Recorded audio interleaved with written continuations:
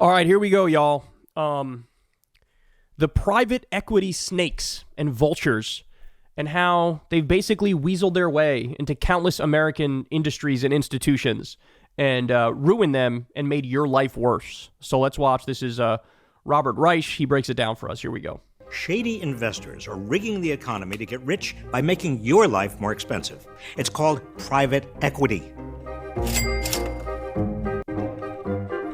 Private equity firms are privately owned financial organizations. Here's how they make money. They buy struggling companies with borrowed money, often using the company's assets as collateral for the loans.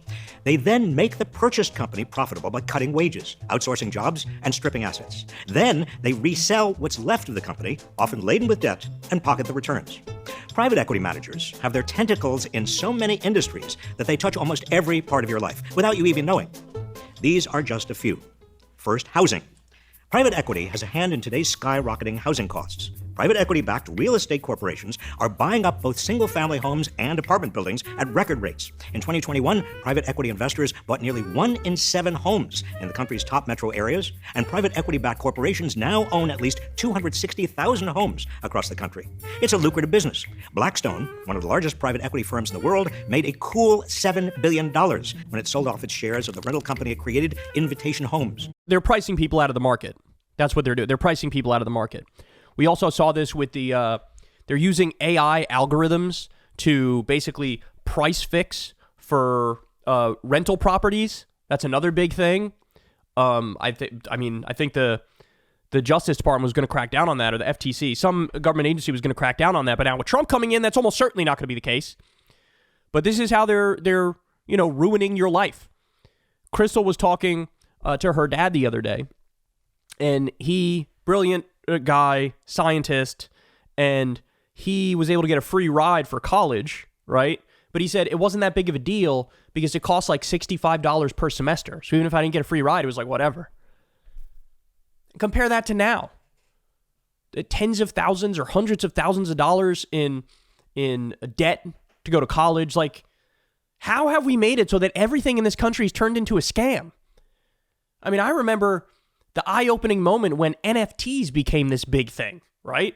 You had Justin Bieber with some shitty cartoon picture of a monkey that he said was worth like over $1 million. And I'm looking at it going, have we all collectively lost our fucking minds here? Do people not know a good old-fashioned scam when they see one? And that's what's happened. I mean, that's what's happened. You got to get to the root of this country to really understand why maybe our obsession with individualism and against collectivism, it sort of leaves us uniquely positioned to have scam artists rise and people getting scammed all the time. We have whole industries that are just based off scamming, right? I mean, Bernie said it about Wall Street. Fraud is the business model on Wall Street. More than double what it initially invested. So what happens when your landlord becomes a private equity firm? Higher rent, faster evictions, punitive fees, shoddier repairs and services, if anyone even shows up at all. Even if your building isn't owned by a private equity firm, their impact on the market is probably driving your rent up.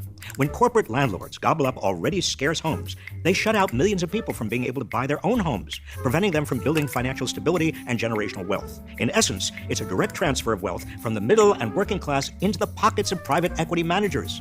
That's the thing. I remember when mainstream media lost it when Bernie was running in 2016 the first time, and they were saying, oh my God, he's declaring class war. And the reality is, no, he's not. He's just playing defense against those who actually started a class war, namely the 1%, the wealthy, the robber barons, and the mega corporations. They started the class war. He was just willing to defend the 99%. And they said he was being divisive. No, you're being divisive. The whole system is divisive because it doesn't give people a fair shot. Next, healthcare. Over the past 2 decades, private equity in healthcare has exploded from $5 billion to over $100 billion a year, from buying hospitals to staffing emergency rooms to taking over nursing homes. I'm going to lose it. Like, there are certain things that cannot be left to capitalism, cannot be left to the private marketplace, because the profit motive is such a malincentive that it ruins everything. We need single-payer, universal health care, Medicare for all. But it should be public money funding public doctors. I don't want private business involved in this in any way, shape, or form, bro. I don't want there to be private hospitals. No. Everything should be public on that front. Nationalize it all. Nationalize all of big pharma too. That doesn't mean that there aren't other areas where that makes sense within the context of a modern industrial economy. Of course, you could have consumer goods, TVs, couches, whatever. That could be part of the private market. No big deal. The government doesn't need to be making beds, right? Everybody gets that. But when you talk about something like the police or the military or healthcare and hospitals and doctors, like, we can't play around with this anymore, bro. We've already tried the hyper privatization, and the result has been catastrophic. Medical bills, the number one cause of bankruptcy. We pay double what other people pay for their health care, and we cover fewer people and get worse health outcomes. We have the answers. They're in. And now you have a massive corrupt industry, which whole purpose is to propagandize you into thinking we actually have the number one system in the world and everything's great. Well, guess what? Everybody knows that's not true, because look at the reaction to Luigi Mangione killing a health insurance CEO. I mean, the reaction was not what anybody would have thought, but everybody has stories and experiences with how the system has fucked them or a loved one over or a friend over.